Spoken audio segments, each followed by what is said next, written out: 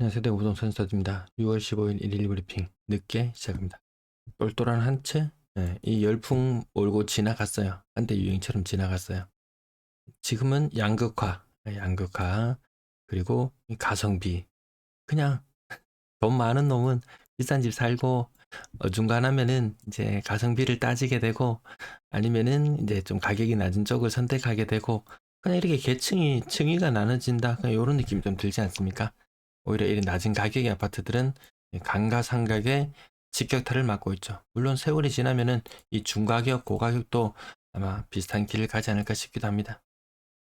요거 또 보여드립니다. 대구 하락열 1위 세 번째 보여드려요. 자, 쿠팡 알리 주말에 쇼핑하실 때는 쿠팡 혹은 알리 감사합니다. 매도 물량 4만 개 전후 뭔가 살짝 이상해졌습니다. 여기 삐쭉 치솟아 올랐어요. 대구만 그런 게 아니고 부산도 전주 같은 날 대비 매물이 조금 올랐어요. 전반적으로 조금 하락 추세다 이런 느낌이었는데 약간씩 이상 징후가 나타나기도 하는 것 같아요.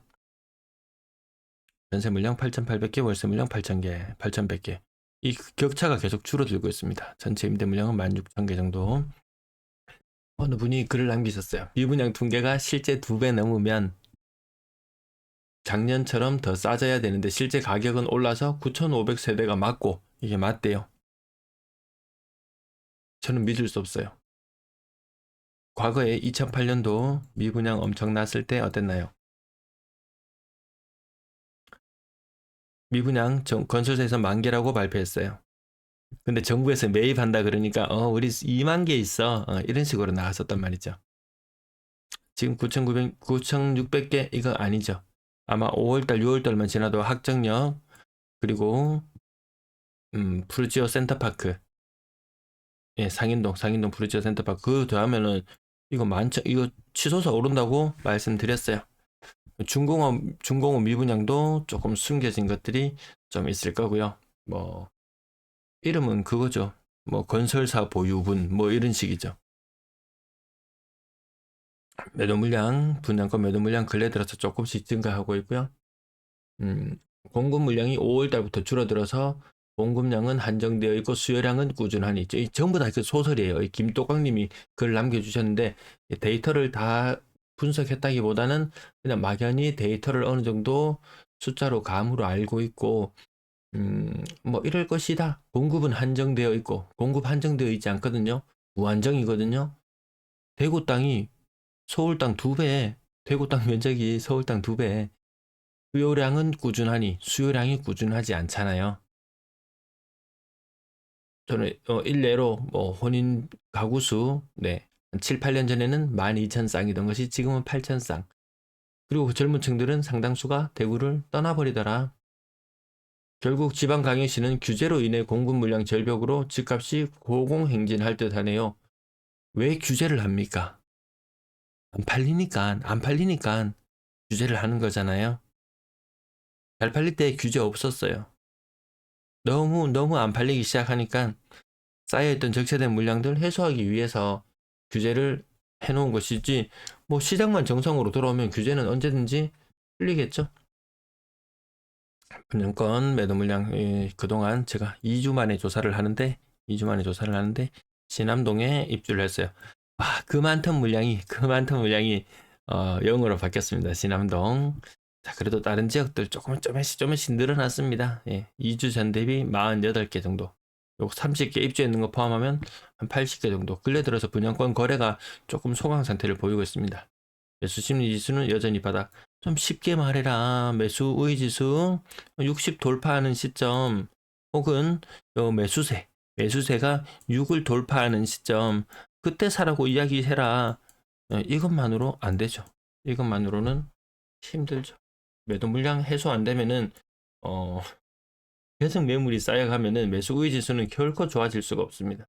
매수세 조금 깔짝깔짝 그걸로는 이 전체 매수 우위 지수를 변화시킬 수는 없거든요. 길도강님이 말씀하셨죠. 공급은 한정되어 있고 뭐 25년부터 공급 부족하다 1,200개밖에 안 된다. 근데 후분양까지 포함하니까 13,000개거든요. 일단 이 말도 일단 틀렸고요. 12,000개 필요하다. 아파트 12,000개 필요하다. 그때는 12,000쌍 결혼할 때, 지금은 8,000쌍 결혼해요. 2026년 8,000개. 저는 이거 이 정도면 충분하다고 봅니다. 2026년까지도 끄떡없다. 끄떡없다. 아파트 거래량 85건이었고요. 주간 거래량 기준으로는 518건. 이번 주는 거래가 조금 많이 있었습니다. 그렇지만 주간 모든 것이 합쳐지면 1850건. 두 달 전 대비 한 10% 정도 줄어들었죠. 네, 5%. 월간 한 5%씩 줄어드나요? 5%, 10%? 근데 그 다음엔 또 텐션이 나쁘진 않습니다. 다시 2,000건대로 복구할 수도 있다. 어디로 튈지는 모르겠지만 위로 튈 힘도 부족하고, 그렇다고 뭐 더 싸게는 30% 떨어진 게 부지기수라고 어제 말씀드렸는데요. 그보다 더 싸게 던지기도 싫다. 그래서 가격 이 굳히기 상태가 상당 기간 지속되면서 이제 더는 안 빠지겠구나 하면서 이제 뭐 투자 목적이 되었건 실거주가 되었건 거래량이 어느 정도 늘어나는 그런 단계를 거치게 된다면 그 이후에 무슨 변동이 나타나겠지만 그것은 2025년도 아니요. 2026년도까지도 아닌 것 같다.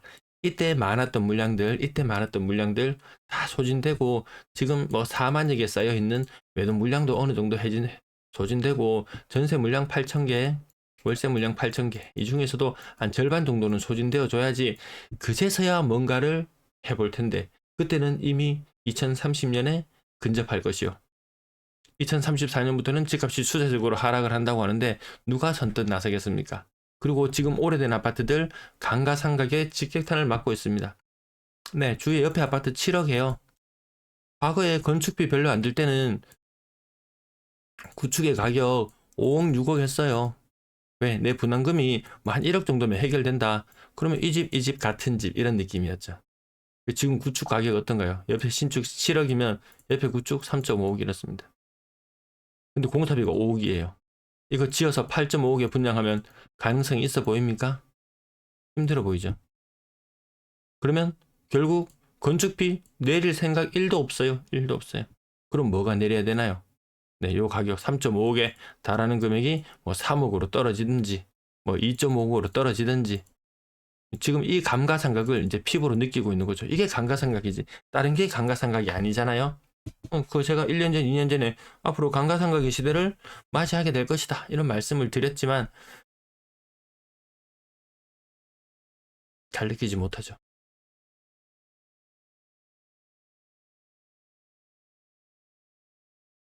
뒷부분 가볍게 지나갈게요.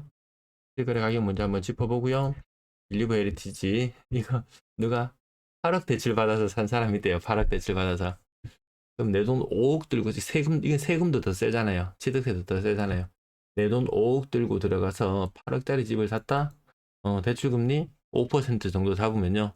연간 4천만 원, 월세 한 300만 원 정도 삽니다. 내 돈 5억을 태우고 300만 원. 올라보여 얼마나 오를기라고. 올라보여 얼마나 오를기라고.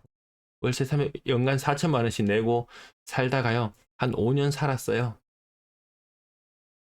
이자만 2억을 태웠습니다.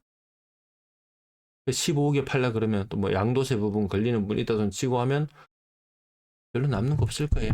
그래서 있는 사람들은 이렇게 비싼 거 사라. 그리고 이렇게 비싼 것도 좀 소진시켜줘야지 경기도 돌겠죠. 좀 있는 사람들은 이렇게 비싼 집들 고르면 되고 아니다 나는 그래도 소득 상위 한 20% 안에 든다. 대구에서 그 정도 되면 한 5억대 이상 아파트 쭉 보시고요. 조금 상대적으로 가격이 안 떨어졌다 싶은 건 이 새 아파트들. 뭐 신축에 대한 선호나 이런 것도 여전한 것 같고요. 자, 이제 가성비를 따지는 계층이 오면 3, 4억대 아파트들. 충분히 웬만하면 그 동네에서 1장은 안 되더라도 2장 정도 수준은 되는 수준의 아파트들도 4억대 포진해 있고요. 난 정말 실속파야. 나는 정말 실속파야. 평당 1,000만 원. 소형 평형 그 동네에서 먹어준다. 그러면 3억대 중반, 4억대까지도 좀 나오기도 하죠. 평당 1,000만 원짜리 아파트. 뭐 이건 대단합니다. 대구에서 이 정도만 살아줘도 무주입니다. 뭐 6억, 7억 분양권 매물 쌓였는 거 보셨죠? 소진 안 되는 거 보셨죠? 지금 이제 입주하는 아파트들이 경쟁률도 삐리삐리했던 그런 아파트들의 입주가 이제 도래하기 시작하거든요.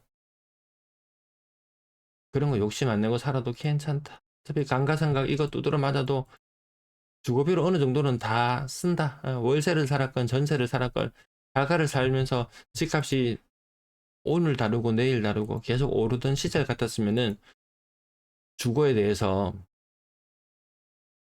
가진 자와 못 가진 자가 극명하게 갈렸지만 지금은 집값이 크게 변동 없는 시절 같으면은 다 고만고만합니다. 여기 감가상각을 두드려 맞으면은 전세 사나 월세 사나 자기 집 가지고 사나 뭐다 똑같습니다. 그래서 오늘 누가 이야기하더라고요. 지금 1년 동안 집값이 안 변했어요. 시청자가 다 떨어져 나갔어요. 그럼 앞으로 변화가 있을 것 같나 이렇게 물어보시던데요. 2년 3년 이대로일 것 같아요. 2년 3년 크게 뭐 변화가 있을 것 같지 않습니다.